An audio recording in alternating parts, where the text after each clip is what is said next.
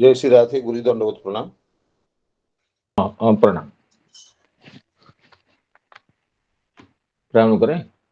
गुरु जी प्रारंभ करें।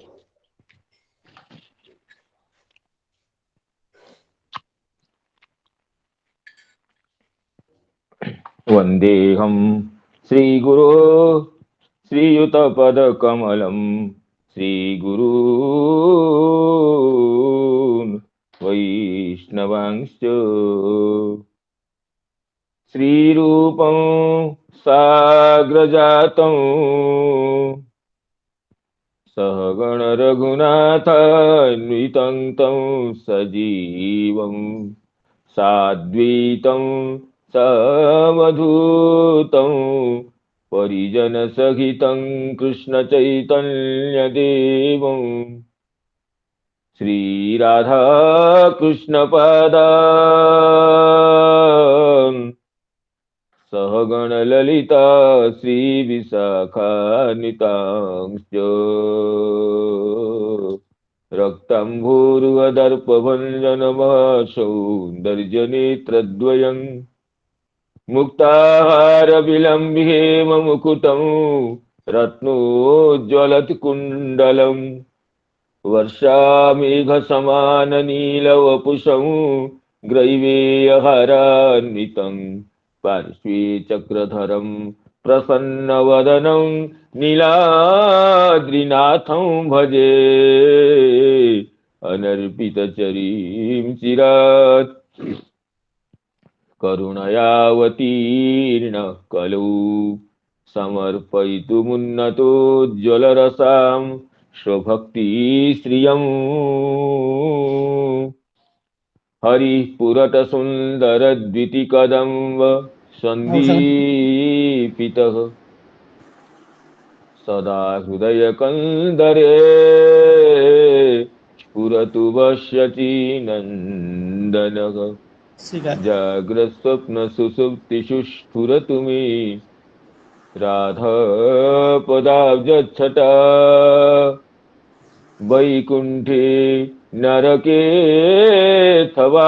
मम गतिर्नान्यस्तु राधां विना राधाकेलिकथा सुधाम्बुधिमः वीचिभिरान्दोलितं कालिन्दी तटकुञ्ज मन्दिरवरा लिन्दे मनोविन्दतु गोवर्धनो जयति शैलकुलाधिराजो यो गोपिकाभिरुदितो हरिदासवर्यः कृष्णेन शक्रमखभङ्गकृता समर्चितो यः सप्ताहमस्य करपद्मतलेऽप्यवाचित् जयति तरणिपुत्री धर्मराजस्वसाया कलयति मथुराया सख्यमत्येति गंगां मुरहरदयिता तत्पादपद्मप्रसूतं वहति च मकरन्दं नीलपूरच्छलेन वृन्दावनावनिपति जय सोम सोम मौले सनन्दन सनातन नारदेड्य गोपेश्वर ब्रजविलासी युगाङ्घ्रिपद्मे प्रीतिं प्रयच्छ नितरां निरुपाधिकां मे यस्वानुभावमखिलश्रुतिसारमेकमध्यात्मदीपमतितितीर्षतां तमोन्धम् संसारिणां करुणयाः पुराणगुह्यं तं व्याससूनुमुपयामि गुरुं मुनीनां नारायणं नमस्कृत्य नरं चैव नरोत्तमं देवीं सरस्वतीं व्यासं ततो जयमुदीरयेत् मूकं करोति वाचालं पङ्गुं लङ्घयते गिरिं यत्कृपा तमहं वन्दे परमानन्दमाधवं बृन्दायै तुलसीदेवी प्रियायै केशवस्य च कृष्णभक्तिप्रदे देवी सत्यवती नमो नमः वाञ्छाकल्पतरुभ्यश्च कृपा सिन्धुभ्येव च पतितानां पावनेभ्यो वैष्णवेभ्यो नमो नमः। पतितानां पावनेभ्यो वैष्णवेभ्यो नमो नमः। श्रीमद् भागवत कथा सत्र में समवेत समस्त पूज्य चरण वैष्णव वृंद, गुरुजन वर्ग, मातृमंडली और स्निग्ध मित्र वृंद को, मित्र समूह को प्रणाम निवेदन करता हूँ। आप सभी की अनुकंपा से, परम शुभेच्छा से, सतत प्रेरणा से प्रत्यह श्रीमद् भागवत कथा सुरतरंगिणी में अवगाहन करने का यह परम सौभाग्यमय क्षण की प्राप्ति होने से समस्त कृतज्ञता का श्रेय आप सभी को ही प्राप्त होता है। तो आप सभी को पुनः कृतज्ञता विनिवेदन पूर्वक गत दिवस कथा की जहां विश्रांति हुई थी वहां से आगे कथा रस में अवगाहन करने के लिए, कथा रस का समास्वादन करने के लिए अनुमति चाहता हूँ। जैसे देवर्षि नारद जी अपने पूर्व जन्म के अवशिष्ट वृत्तांत महर्षि वेदव्यास जी के सामने प्रकटित कर रहे हैं, तो उन वेदवादी ब्राह्मणों के चले जाने के बाद देवर्षि नारद जो अपने पूर्व जन्म में दासी पुत्र की अवस्था में अत्यंत उत्कंठा होने पर भी माता की अपेक्षा को देखते हुए कहीं जा नहीं पाए, क्योंकि माता के वे इकलौता बेटा थे और माता पराधीना थी। वो पुत्र के योगक्षेम की इच्छा करने पर भी कुछ करने में समर्थ नहीं हो रही थी, इसलिए दुखी भी रहती। तो इसलिए अहं चतद ब्रह्म कुले उषिवांग तदभिक्षया देश काला वित्पन्नो बालक पंचहायन। ये स्थान के विषय में, दिशा के विषय में, समय के विषय में अभिज्ञता न होने से, मैं 5 साल का बालक था और किसी ज्ञान विशेष न होने से और मातृ कर्तृ अपेक्षा विशेष से परिरक्षित होने से मैं उस जगह को छोड़ करके कहीं जा नहीं पा रहा था। और एक बार गोदहन के लिए रात को घर से निर्गत हुई माँ को वो काल की प्रेरणा से सांप ने डस लिया। तो माँ तो मेरी बंधन भूता थी और बंधन भूता मेरी माता को, मृत्यु को मैंने भगवान के अनुग्रह ही समझा। जो बंधन का हेतु है, चाहे धन हो, यश हो, स्वजन हो, परिजन हो, बंधन का विनाश तो भगवान का अनुग्रह का मूर्तिमान रूप होता है। अतः तदा तदह मीशस्य भक्तानां समभीप्सतः अनुग्रहं मन्यमानः प्रातिष्ठम दिशम उत्तराम। निरंतर भक्तों की मंगल कामना करने वाले भगवान के, श्रीहरि के उसे अनुग्रह समझ करके माता का देह त्याग को भी भगवान के परम अनुग्रह समझने के लिए, मुझे बंधन से मुक्त करने के लिए मेरे परम प्राण प्रिय प्रभु के ही यह क्रिया है, प्रभु की यह चेष्टा है, ये समझ करके मैं काल विलंब को सहन न करके तुरंत ही घर से निकल पड़ा। इसमें चक्रवर्ती पाद एक टीका में कहते हैं कि मातु शाम अकृत सांप्रदायिक विधि, माता के शरीर त्याग करने पर जो सांप्रदायिक विधि होती है, संस्कार करना पड़ता है और पारलौकिक क्रिया करना पड़ता है, उसकी भी अपेक्षा न रखते हुए भगवान के प्रेम जिसके चित्त धन को चुरा लिया है, अब इसके वन दूसरे में कहाँ लग सकता है। माँ को दुख होगा, इसलिए माँ को छोड़ करके मैं नहीं जा पा रहा था, अब माँ ही नहीं रही। तो मैंने समझा भगवान अहेतु की करुणामय प्रभु मेरे बंधन को, बंधन के जड़ को उखाड़ दिएंगे, तो अनुग्रहं मन्यमानः। भगवान के अनुग्रह को अनुभव करते हुए, अहित की करुणा को अवलोकन करते हुए, प्रातिष्ठम दिशम उत्तराम, महात्मा के द्वारा, जो महात्मा गण मेरे उपदेष्टा थे, गुरु थे, उनके द्वारा आश्रित उत्तर दिशा की ओर मैं चल पड़ा। और जाते जाते तो कभी तो घर से निकला नहीं था। देवर्षि नारद कर रहे हैं, मैं उस बचपन में घर से निकलने का अवसर कहाँ मुझे था। जाते जाते मार्ग में विभिन्न जैसे देश, ग्राम, नगर इत्यादि देखकर मुझे बहुत आश्चर्य लगा। मैं उनको, लेकिन कहीं आश्चर्य से भावित होकर के मैं रुक नहीं गया।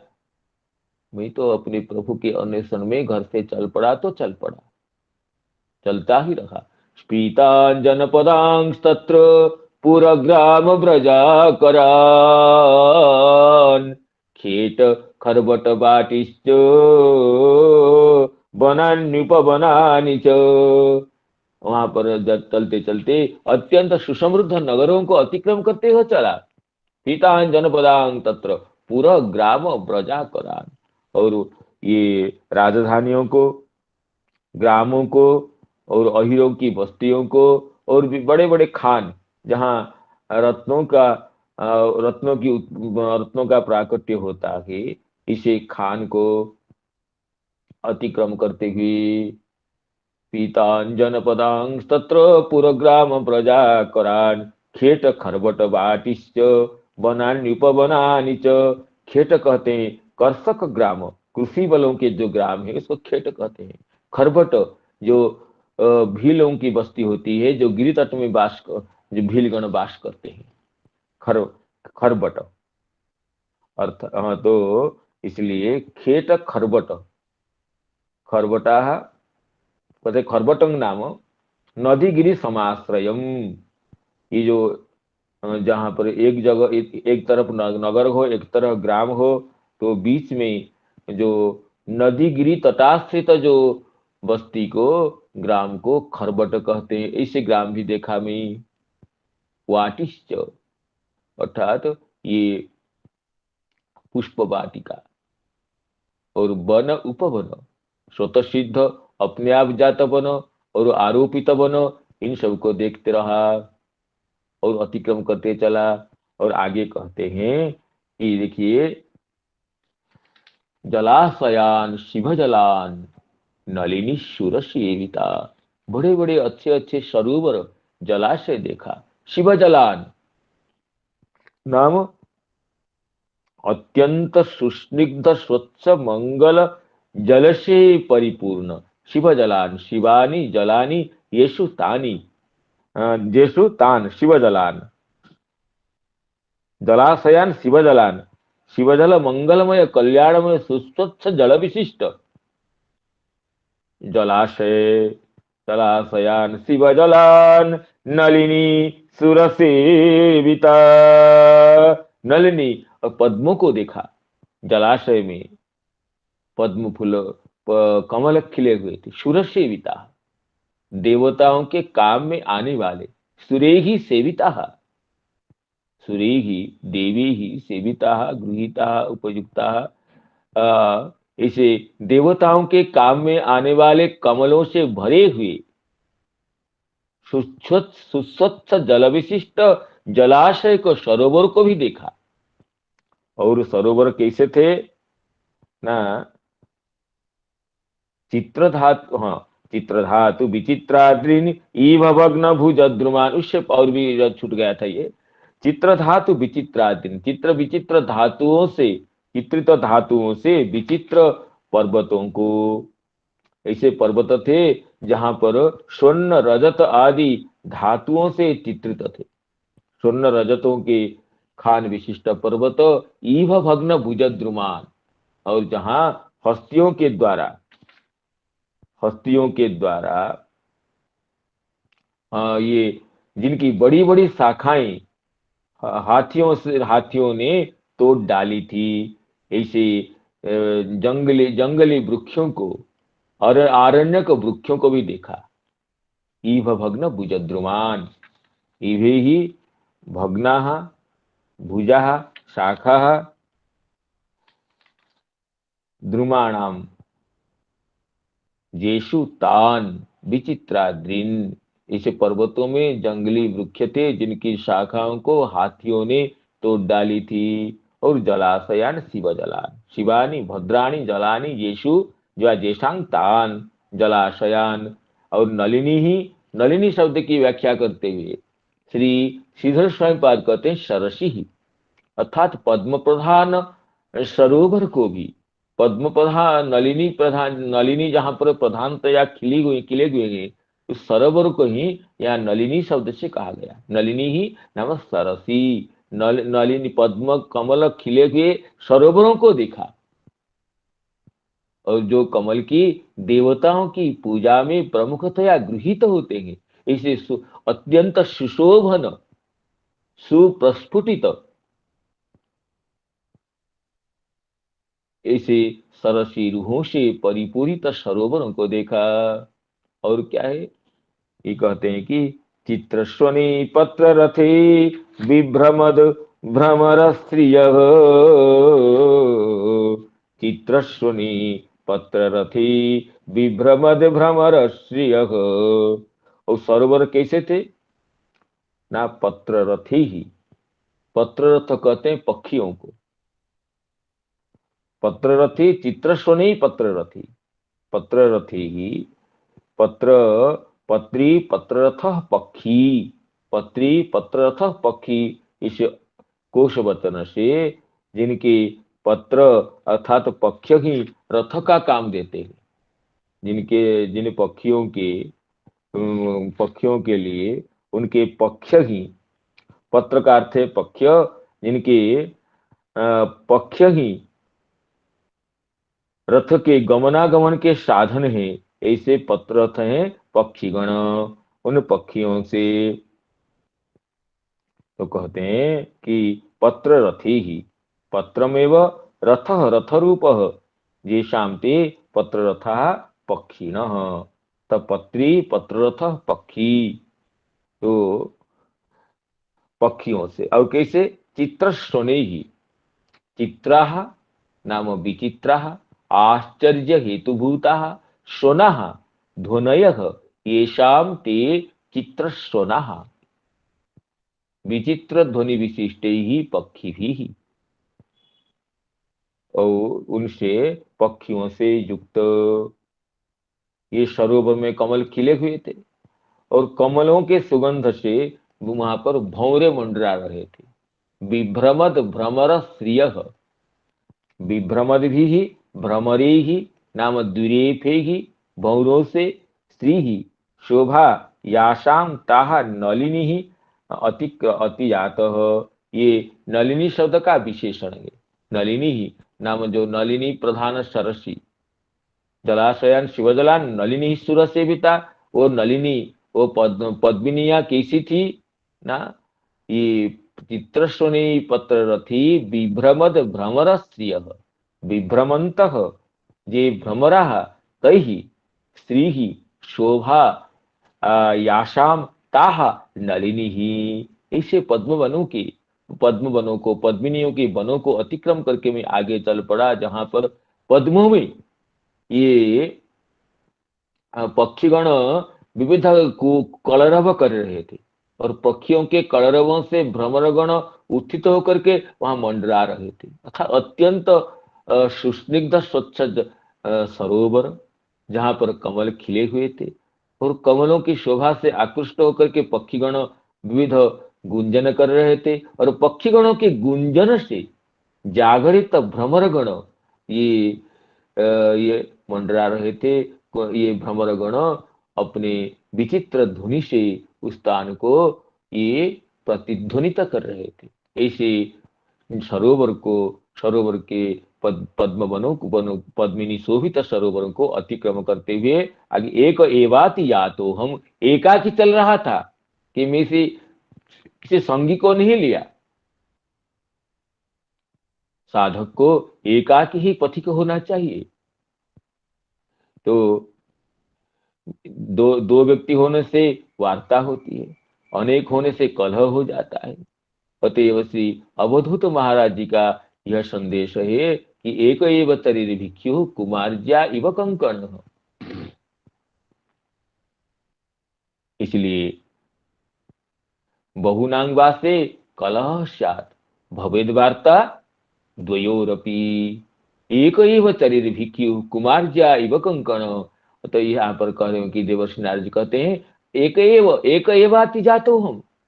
भगवान इष्ट देव के विरह में जब चल रहा था, मुझे दूसरों का संग की मुझे आवश्यकता ही क्या थी। किसी के साथ नहीं तो किसी साधु मंडली के साथ चल सकता था।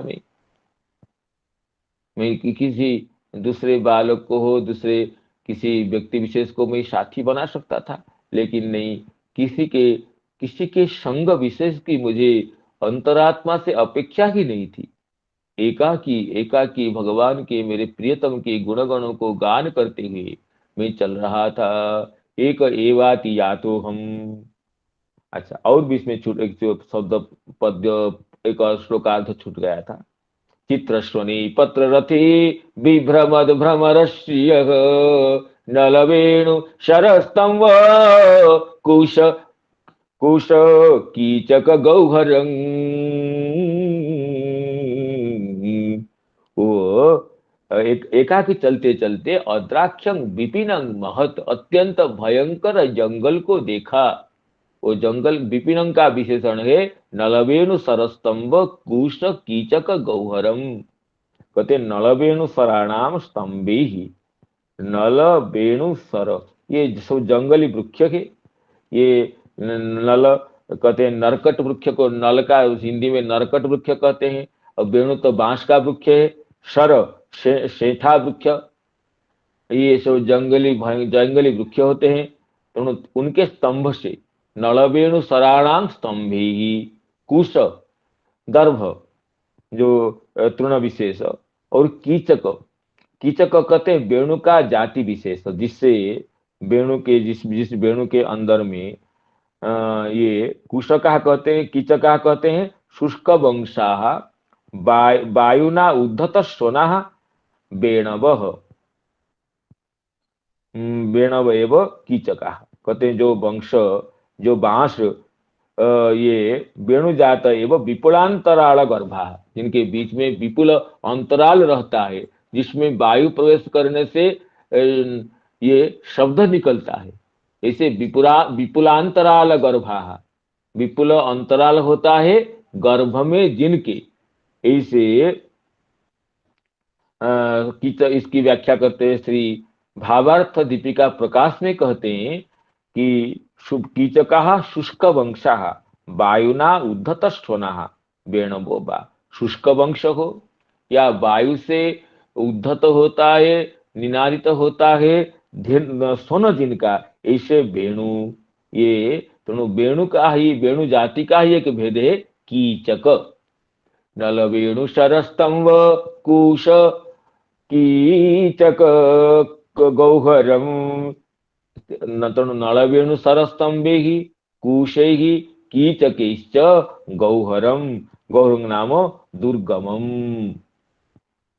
उनसे अत्यंत गौहर अर्थात दुर्गम वन था। ये फल वृक्ष हो, पुष्प वृक्ष हो तो सुगम हो जाता है, लेकिन बांस का वृक्ष, ये सब वृक्ष सब रहने से इसे दुर्गम जंगल को देखा। जंगल तो अपने आप भयंकर होता है, भयंकर शब्द निकलता रहता है। और देखिए जंगल में अपने दल बल के साथ जाने पर भी जंगल तो भयजनक होता है।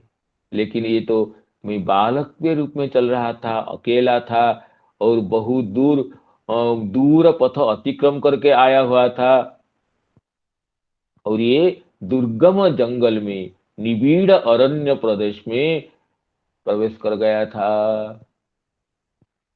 नल वेणु शरस्तंभे कुश कीचक गौहरम।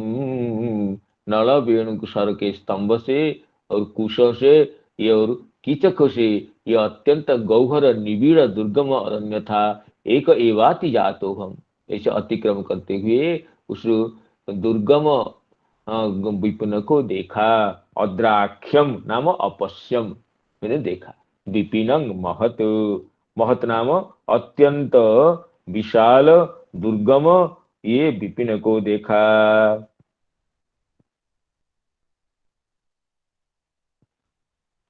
हाँ, और कैसे ना घोरम प्रतिभयाकारम, अत्यंत घोर था वह, अत्यंत घोरम, और नाम घोर का अर्थ करते श्रीधर सुधर स्वयंपाद दुस्सहम, जिससे अरण्य की जो दृश्य राजी है, अरण्य का जो ये दुर्गम अरण्य की जो दुर्गमता है, जो भयप्रदता है, जिसको सहन करना कठिन है, घोरम, क्योंकि प्रतिभयाकारम, प्रतिभयम आकारम आकारः यस्य तत्, प्रतिभय कहते भयंकर, प्रतिभय नाम भयंकर है आकार जिसका, अर्थात भयंकर रूपम, इस जंगल को आंख से देखते ही भय से शरीर में कंपन आ जाए, शरीर में जड़ता आ जाए, अत्यंत भयंकर, दुर्गमता भी है और भयंकरता भी है और असह्यता भी है। तो ऐसे मान देख लीजिए 5 साल के बालक अकेला बिना खाए पिए बहुत रास्ता अतिक्रम करते हुए और भगवत विरह से, भगवत विरह दग्ध हृदय से अतिक्रम करते हुए ये बालक की अवस्था में पहुंचते हैं, ये दुर्गम जंगल में। एक एवाति जातो मद्राख्यं विपिनं महत घोरम प्रतिभयाकारं व्यालुलूक शिवाजिरम। तो इसकी टीका को देख लेते हैं। टीका में वही विषय है, चित्राः स्वनाः देशान्तैः पत्ररथै पक्षिभिः तन्नाथ प्रबुद्धि इत्यर्थ। पक्षियों के कलरव से भ्रमर उद्बुद्ध होकर के, जागृत होकर के गुंजन कर रहे थे, जैसे ऐसे नलिनियों को अतिक्रम करते हुए चला। विभ्रमद भी भ्रमरे ही श्री शोभा याशाम ताह नलिनी अति अतिजातः अतिक्रम्य यातः गतः तद महद विपिनम अद्राख्यम, वो भयंकर जंगल को देखा। कीदृशम नलवेणुसराणाम स्तंभैः कुशैः कीचकैश्च गौहरं दुर्गमम् तत्र वेणुजातय एव विपुलांतराल गर्भाः कीचकाः घोरम दुस्सहं प्रतिभयम आकारम भयंकर रूपम। और कैसे व्यालोलूक शिवाजिरम, व्याल माने सर्प, उलूक उल्लू और शिवा श्यार श्रृगाल, इनके अजीरम नाम उनके क्रीड़ा स्थानम, अजीर कहते हैं प्रांगण को, क्रीड़ा स्थान को, तो अजीरम अर्थात तो प्रांगणम, अजीरम प्रांगणे बाते, ये कोश का वचन।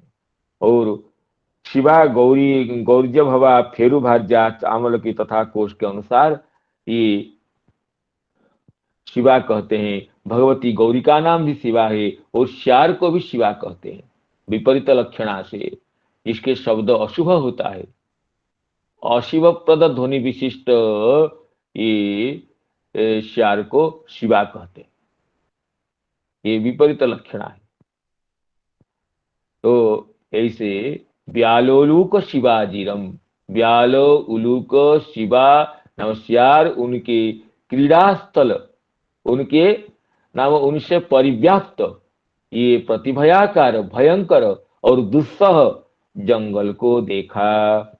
इसमें श्री चक्रवर्ती पाद भी कहते, देखिए कीदृशे पत्र रथे न पक्षिभिर हेतुभूते ही विभ्रमद भी प्रबुद्ध इतस्ततः चलद भी भ्रमरे ही श्री शोभा याशांताः, ऐसे नलिनियों को अतिक्रम करके चला। अतिजातः अतिक्रम्य यातः सन नलादिभिर गौहरम विपिनम अद्राक्षम इति अन्वय, नलवेणु सरस्तंभ और कुश कीचक से गौहर नाम अत्यंत निबिड़ अत्यंत दुर्गम जंगल को देखा। स्तंभो वेणुगुच्छ तृणादिनः वेणव कीचकास्ते स्यूर्जे स्वनंती अनिलोद्धता इति अमर, अमर कोश का वचन है ये कि वेणु को ही कीचक कहते हैं, जो अनिल पूरित होकर के शब्दायमान होते हैं।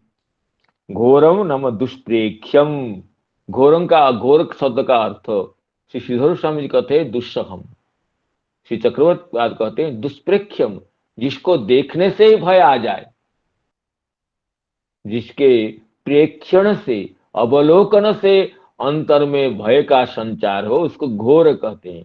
घोरम प्रतिभयाकारम, जतः कथम घोर घोरम, क्यों घोर है ना, प्रतिभयाकारम भयंकर रूपम, ऐसे दुर्गम जंगल जिसकी आकृति अत्यंत भयप्रद है। और ब्यालोलूक शिवाजीरम, ये विपिन का है विशेषण है। कैसा विपिन है? ब्यालानाम उलूकानां शिवानां च अजीरम, ब्यालादीनाम अजीरम क्रीडास्थानम, तेषु बहु विस्मयास्पदेषु च दृष्टेष्वपि न मे विस्मयो नापि भीति अभूत। मन मनसस्तदा भगवन माधुर्य मात्रा विष्टत्वात्। देखिए चक्रवर्ती पाद जी कहते हैं, मैं अतिक्रम जो घर से निकल पड़ा और चल पड़ा, अत्यंत भयंकर वस्तु भी, विस्मयप्रद वस्तु भी देखा, जैसे पीतान जनपदान तत्र, और जैसे रत्न चित्र विचित्र धातुयुक्त पर्वतों को देखा, विस्मयप्रद वस्तु देखा, और भयंकर स्थान भी देखा। न मुझे विस्मय हुआ न भीति हुई, विस्मय समय विस्मित नयन विस्फारित नेत्र नहीं हुआ। विस्मय देखकर हम जब विस्मित वस्तु देखते हैं कहीं पर, वहीं दो घड़ी अटक जाते हैं। कैसा विस्मय प्रद दृश्य है, कैसे विचित्र अनुभव है, कि कैसे ये बहुमूल्य वस्तु है या बहुमूल्य ये स्थान है, बहुमूल्य दृश्य है, इसे देख करके विचित्रता से हमारा हृदय स्तिमित हो जाता है। हम कार्य छोड़ करके गंतव्य पथ को विस्मृत होकर के विचित्र वस्तु के वैचित्र अनुभव में अपने मन को लगा देते हैं। और भयप्रद वस्तु देखने से तो हम दौड़कर भाग जाते हैं। अपने प्राण से किसको भय नहीं होता है? भयम द्वितीयाभिनिवेश पश्चात। तो भयप्रद वस्तु या भयंकर स्थान, भयंकर दृश्य देखने से, भय से उद्भ्रांत होकर के, भय से भीत होकर के हम दौड़ते हैं, भागते हैं, रहने का नाम नहीं लेते हैं। तो श्री देवर्षि नारद जी के हृदय के भाव को व्यक्त करते हुए श्री चक्रवर्ती पाद कहते हैं, एवं बहु विस्मयास्पदेषु दृष्टेष्वपि न मे विस्मय, अत्यंत बहु विस्मयास्पद, विस्मय के आस्पद भूत, विस्मय के आधारभूत स्थानों को, दृश्यों को, व्यक्तियों को, पूरा नगर ग्रामादि को देखने पर भी न मुझे विस्मय हुआ, और भीतिप्रद स्थान को देखने पर भी, भयंकर दृश्य को देखने पर भी न में भीति ही अभूत, विस्मय के हेतु से विस्मय नहीं हुआ, भयजनक स्थान से भय नहीं हुआ। क्यों ना, तदा मन मनसस्तदा भगवन माधुर्य मात्रा विष्टत्वात्। देखिए मन की स्थिति, मन एक विषय में लग जाए तो दूसरे विषय में गति करने की स्थिति नहीं होती है। और भगवान के जो दिव्य सौंदर्य, माधुर्य, दिव्य भक्ताभय प्रदानकारी गुणगणों को, उन महात्माओं के मुख कमल से निर्गत गुणगणों को एकाएकी आस्वादन करने का अभी मुझे अवसर मिला था। अभी भी घर से निकल करके निर्विघ्न होकर के निरंतरतया भगवान की दिव्य माधुर्य को, श्री नंदनंदन भक्त हृदय चंदन श्री कृष्ण के गुणगणों को अंतर में ध्यान करते हुए आनंद सागर में निमग्न होने का अवसर था। भगवान के एक एक गुणगण को स्मरण करते हुए मेरे हृदय पुलकित हो जाता था, शरीर रोमांचित हो रहा था। नेत्र से आंसुओं की धारा निकल पड़ती थी। तो भगवान के माधुर्य का आस्वादन जब कर रहा था, उसमें दूसरे गुण कैसे आएंगे? एक रस का आस्वादन करते समय दूसरे रस का प्रवेश नहीं होता है। तो भगवान के माधुर्य का आस्वादन कर रहा था, तो इसमें जो भगवान माधुर्यास्वादक चित्त में, भगवत माधुर्यास्वादक चित्त में भगवान के जो दिव्य सौंदर्य का, दिव्य भगवान के सौकुमार्य का, दिव्य भगवान के दिव्य सौसौध्य का जब आस्वादन कर रहा था, उसमें लौकिक भय का, लौकिक विस्मय का प्रवेश करने का कोई कोई प्रवेश करने की कोई संभावना ही नहीं थी, कोई गुंजाइश ही नहीं थी। तो इसमें विस्मयास्पदेषु न विस्मयो अभूतो न भीति प्रदेशु भयं अभूतो मन मनसस्तदा भगवन माधुर्य मात्रा विष्टत्वाद। भगवान माधुर्य के आस्वादन में, भगवान माधुर्य का अनुभव करने में मेरे चित्त आविष्ट हुआ था। एक विषय में आविष्ट हो जाने से दूसरे विषय का, दूसरे भाव का प्रवेश होता ही नहीं है। इसलिए मुझे विस्मय तो नहीं था, और अकेला बालक दुर्गम जंगल में फिर भी भय की कोई बात ही नहीं थी, भय मुझे प्रविष्ट नहीं हो रहा था। जो भय के भय प्रद भगवान है, जद भयात भी जद भयान मृत्यु धावती पंचम, मृत्यु जिससे भय करके दौड़ता रहता है, उस सब के भयप्रद भगवान के अभय चरण कमल को जो हृदय में धारण करके रखा हो, उसको भय की क्या बात है? तो कहते हैं घोरम एक एवाति जातो मद्राख्यं विपिनं महतो घोरं प्रतिभयाकारं व्यालोलोक शिवाजिरं व्यालोलोक शिवाजिरं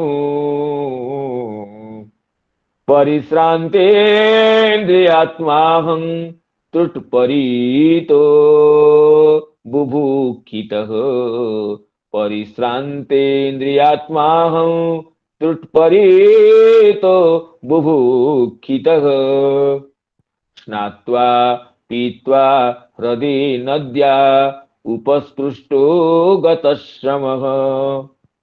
आगे कहते हैं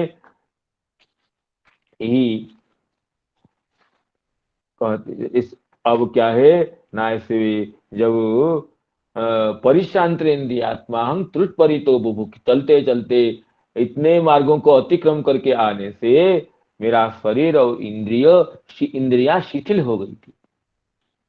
परिशांत्रेन्द्रियात्मा त्रुट परितः बुभुक्षितः, और भूख और प्यास से मैं तो बड़ा मैं तप्त हो रहा, अभी तो तृषा, बालक है, इतना दूर अतिक्रम करके आया हूं, और न भोजन है न जलपान है, तो बड़े जोर की प्यास लगी और भूखा तो था ही मैं।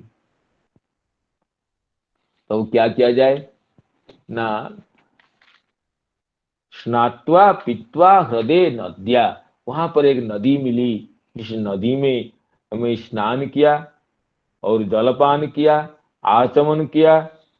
इससे क्या हो गई ना, मेरी थकावट कुछ मिट गई। बुभुक्षित अवस्था में भी, परिश्रांत अवस्था में भी स्नान करने से, जलपान करने से, आचमन करने से क्लांति का तो अनेक अंश में उपशम हो जाता है। तो कहते स्नात्वा पीत्वा हृदय नद्या उपस्पृष्ट, आचमन करने के बाद गतश्रम, मेरी थकावट मिट गई। देखिए इसमें से टीका में श्री श्रीधर स्वामी जी कहते हैं परिश्रांतेन्द्रियात्मा हम परिश्रांतानि इंद्रियाणि आत्मा नाम देहश्च यस्य सह। इतने मार्गों को अतिक्रम करके आने से और भोजन और जलपान का भी अभाव होने से परिश्रांत हो गए थे मेरे शरीर और इंद्रिय शक्ति भी। परिश्रांतेन्द्रियात्मा अहम परिश्रान्तेन्द्रियात्माहं त्रुट्परीतो बुभुक्षितः। त्रुट्परीतः, तृषा, तृषा परितः व्याप्त इति त्रुट्परीतः।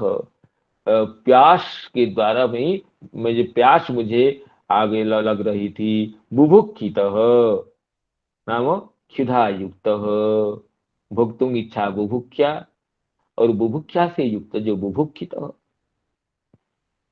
और ये क्या क्या उस अवस्था में? स्नात्वा, पीत्वा, नद्या हृदय, किसी नदी के कुंड में, नदी के प्रवाह में कोई हृदय जैसा था, कोई कुंड था, उसमें स्नान करके और पान करके, आचमन करके, उपसृष्ट का अर्थ है आचांत, कृताचमन, उपगत श्रम, तो जिससे मेरा श्रम दूरीभूत हो गया।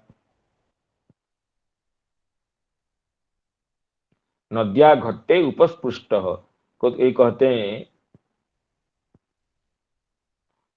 हृदो घट्टे अगाध जले, अगाध जल के घट्ट में, घट को ये हृदय कहते हैं। तो नदी के घट्ट में, अगाध जल के कुंड में उपस्पृष्ट पाद प्रक्षालनादि पूर्वक आचांत स्नात्वा पीत्वा च गतश्रम होकर के, जिसमें श्री चक्रवर्ती पाद कहते हैं। हाँ, इसमें कुछ टीका नहीं दिए हैं चक्रवर्ती पाद, और बाकी टीका में टीकाकार देखते हैं, इसमें श्री वीरराघव जी कहते हैं तत्र अहम परिश्रांतेन्द्रिया, परिश्रांतानि इंद्रियाणि आत्मा देहश्च दस्य तृषा मैंने पिपासया परितः व्याप्तः बुभुक्षितः क्षुधितश्च नद्याम हृदय स्नात्वा उपस्पृष्ट कर्तरी त प्रत्यय। उपसृष्ट में कर्ता में त प्रत्यय न, ये कर्मणि त नहीं है। आचांत माने पीत्वा जलमिति शेषः, जल का आचमन करके, गतश्रम तथा भूतः।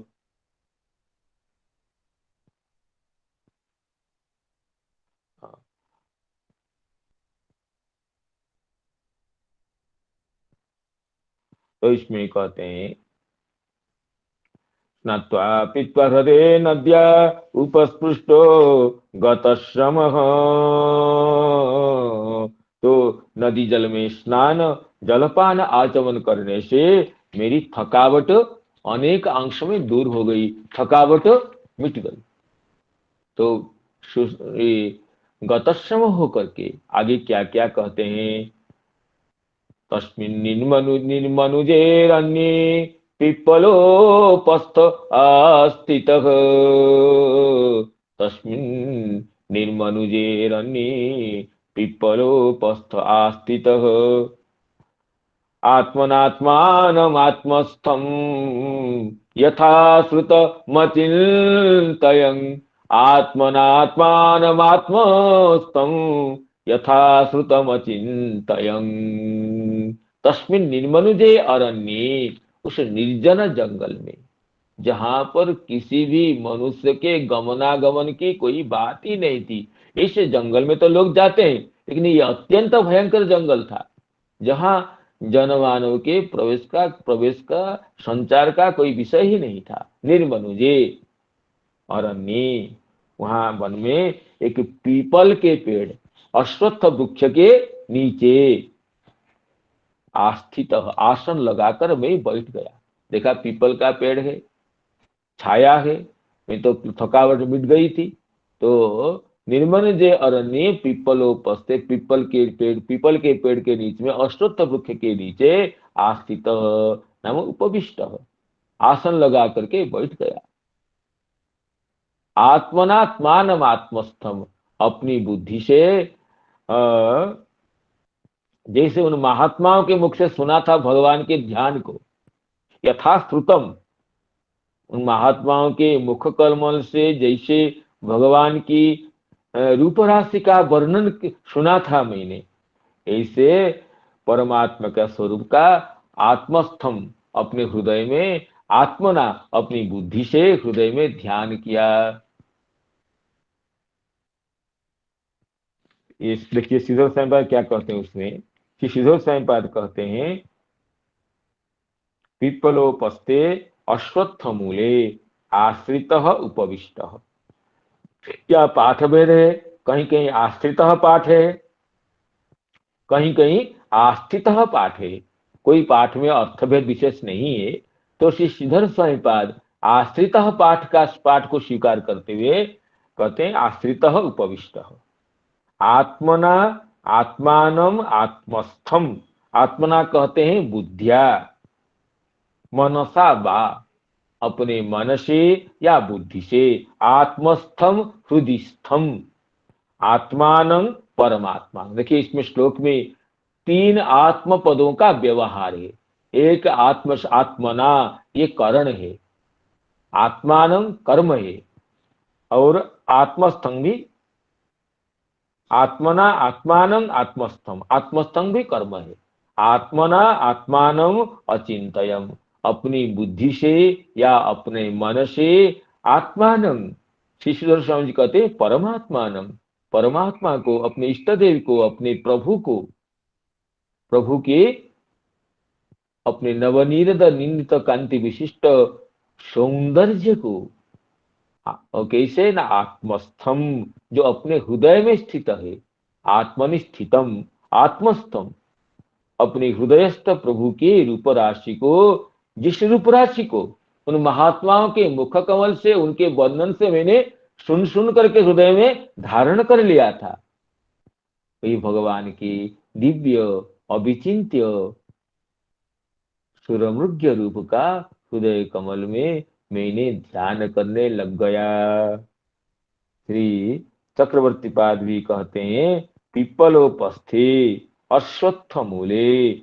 आश्रित आविष्ट, अश्वत्थ मूल में आविष्ट होकर के, उपविष्ट होकर के, आत्मना बुद्धिया, बुद्धि से, आत्मस्थम नाम उत्पन्न प्रेमत्वात् मनसी अविच्छेदेन एव कृतावासम। देखिए चक्रवर्ती पाद इसके विशद व्याख्या करते कहते हैं आत्मस्थम में उन महात्माओं की करुणा से, प्रेम भक्ति की प्रेम रूपा अवस्था को प्राप्त होने से, जिस अवस्था में भगवान भक्त के हृदय कमल में निरंतर वास करते हैं, से पहले तो भगवान के चिंतन करने पर भी, बुलाने पर भी नहीं आते हैं, लेकिन प्रेम की ऐसी स्थिति है जिस अवस्था में तो भगवान ये हृदय को छोड़ करके नहीं जाते हैं। तो उसी को कहते हैं कि उत्पन्न प्रेमत्वात्, प्रेम भक्ति की उत्पन्न होने के कारण मन मनसी अविच्छेदेन, उत्पन्न प्रेमत्वात् मनसी अविच्छेदेन वर्तमानं, मन में निरंतर सर्व सार्वकालिकतया मेरे हृदय में भगवान का निवास था।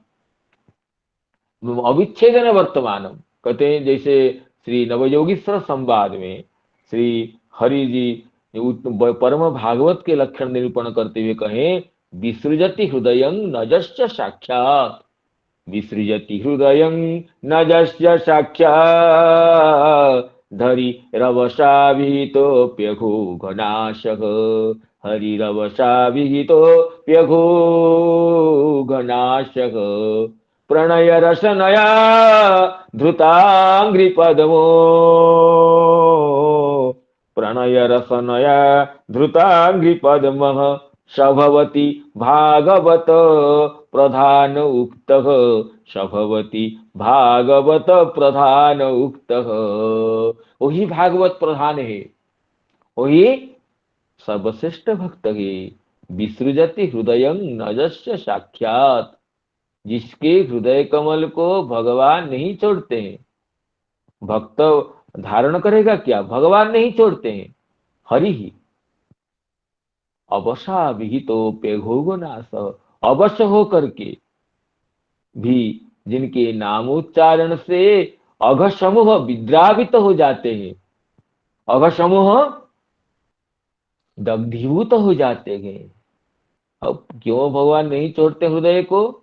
न प्रणय रसनया धृतांघ्रि पद्मः, प्रणय रूप रसना से प्रणय रूप सुकोमल डोरी से, प्रणय रूप जो प्रेम की जो बंधन है, प्रणय बंधन से धृतांघ्रि पद्म, जिनके चरण कमल विधृत हो गया है, वो भक्त अपने प्रेम पूर्ण हृदय में प्रेम की रस्सी से, रज्जु से, सुकोमल डोरी से जिनके चरण कमल को बांध लिया है, ऐसे भगवान जिसके हृदय को छोड़कर नहीं जाते हैं।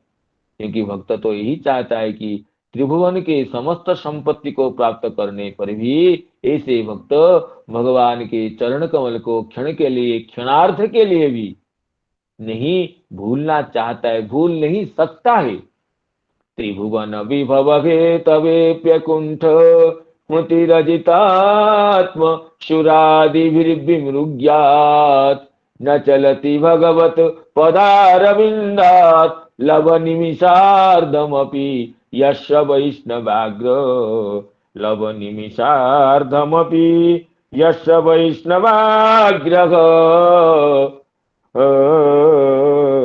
लवलिमिषार्धमपि यस्य वैष्णवाग्रह।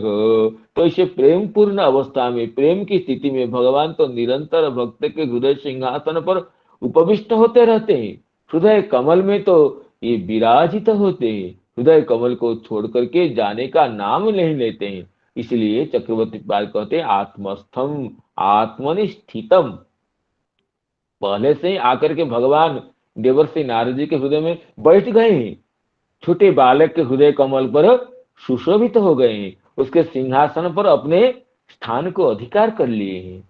तो इसलिए चक्रवर्ती पाद कहते हैं उत्पन्न प्रेमत्वात् मन मनसी अविच्छेदेन वर्तमानम।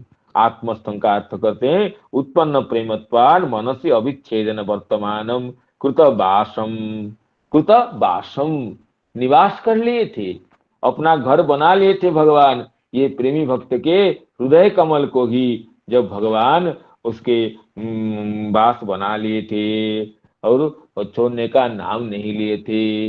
ये तो त्वदीय चरणाम्बुज कोशगंधम जिघ्रन्ति कर्ण विवरे श्रुतिवातनीतम, भक्त्या गृहीत चरण परया च तेषां नापैषिनाथ हृदयाम्बुरुहा स्वपुंसां, स्वपुंसां हृदयाम्बुरुहात् न अपैषि न अपगच्छसि। ब्रह्मा जी स्तुति में नव तृतीय स्कंद के नवम अध्याय में कहते हैं ये इस भक्तों के हृदय कमल से, जो भक्त आपकी कथामृत का निरंतर पान करते रहते हैं, तुदीय चरणाम्बुज कोश गंधम, कथामृत के माध्यम से आपके चरण कमल कोश के दिव्य गंध को अपने कर्ण पुटों से क्या करते हैं ना, जिघ्रंती, आघ्राण करते हैं, श्रुति बात नीतम, श्रुति रूप बात से, वेद रूप दिव्य पवन के द्वारा जिनके चरण कमल के दिव्य सौगंध आकर के ये कर्ण में प्रविष्ट होकर के हृदय कमल में आविष्ट होते हैं, उसको जो आघ्राण करते रहते हैं, ऐसे भक्तों को क्या ना, ऐसे भक्त के द्वारा आपके चरण कमल गृहीत हो गया। भक्त्या गृहीत चरण, कैसी भक्ति के द्वारा, परया च भक्त्या, पराभक्ति के द्वारा, प्रेममय भक्ति के द्वारा, केवला भक्ति के द्वारा, अकिंचना भक्ति के द्वारा आपके चरण कमल को उन भक्तों ने पकड़ लिए है, नहीं छोड़ते हैं। तो आप भी जाना नहीं चाहते हैं। नापीसी नाथ हृदयाम बुर्भा स्वपुंसांग, इसलिए आत्मस्थ शब्द का ये ध्वन्यर्थ है, ये व्यज्यमान अर्थ है, ये स्पष्ट करते हैं चक्रवर्ती पाल। आगे कहते हैं हाँ, इस तरह अब देवर्षि नारद जी कह रहे मैं बालक तो जंगल के उस पीपल वृक्ष की छाया में, अश्वत्थ वृक्ष की छाया में बैठ करके आत्मस्थ भगवान को, भगवान की दिव्य सौंदर्य सुधा राशि को जैसे उन महात्माओं के मुख कमल से सुना था, ऐसे सौंदर्य का अपनी बुद्धि से चिंतन करने लग गया।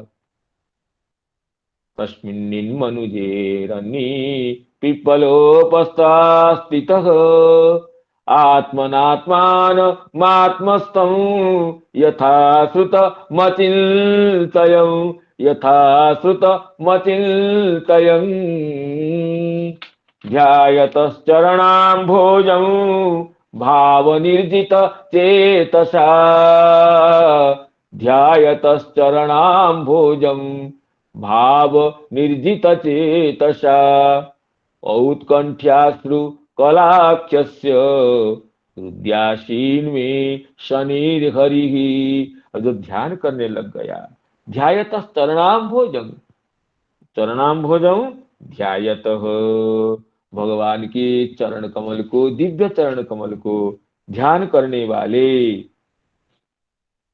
कैसे ना भाव निर्जित चेतसा, भक्ति भाव से वशीकृत, भक्ति भाव से स्वाधीनीकृत, भक्ति भाव से अपने सुशोधित जो हृदय चित्त के द्वारा भगवान के चरण कमल को ध्यान करते ही अब भगवत प्राप्ति की उत्कट लालसा से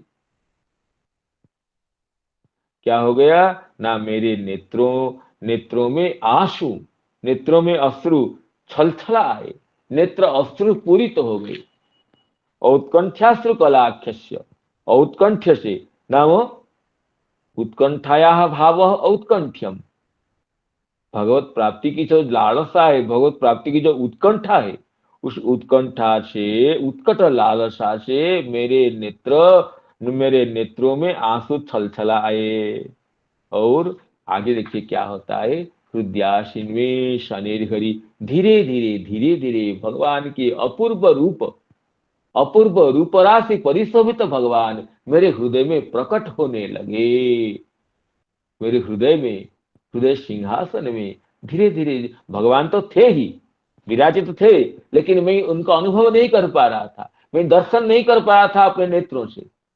भगवान तो विराजित हो गए थे उसी दिन से, उस महात्माओं के मुख कमल से भगवान की कथामृत आस्वादन करते करते जब मुझे प्रेम भक्ति की स्थिति प्राप्त हो गई थी, उसी समय से भगवान तो आकर मेरे हृदय में अपने स्थान बना लिए थे। प्रविष्ट कर्णरंध्रेण स्वानांग भाव सरोरुहम धुनोति समलं कृष्ण शरीर से यथा शरत, कर्णरंध्रों से आकर भगवान मेरे हृदय कमल में बैठ गए थे। लेकिन अब मैं उनके ध्यान करने का अवसर नहीं पाया था, नहीं, न ध्यान से मैंने उनकी अपूर्व रूप सुधा राशि का पान करने का मुझे अवसर भी मिला था।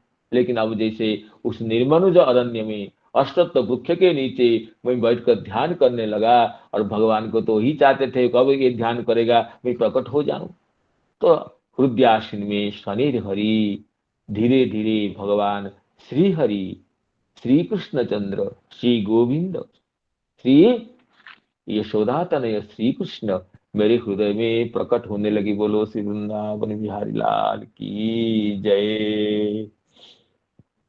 ध्यायतश्चरणाम्भोजं भाव निर्जित चेतसा, भाव निर्जित चेतसा औत्कंठ्याश्रु कलाख्यस्य हृदयासीन में शनिर्हरिः, हृदयासीन में शनिर्हरिः।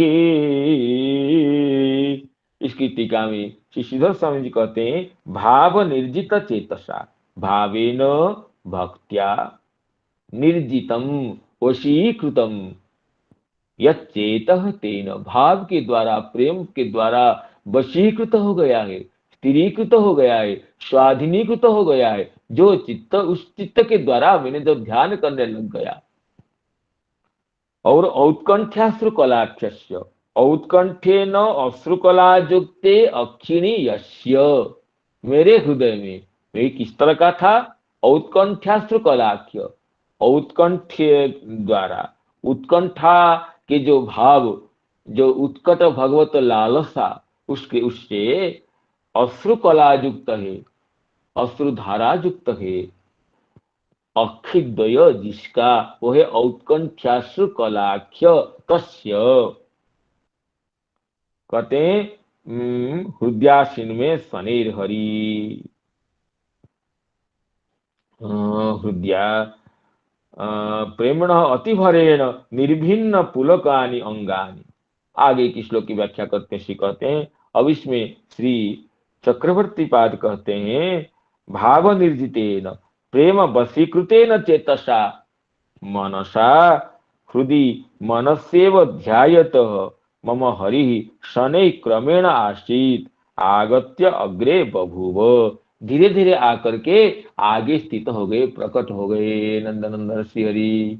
बोलो श्री श्रीमद् भागवत महापुराण की जय। हरे कृष्ण कृष्ण कृष्ण कृष्ण हरे हरे, हरे राम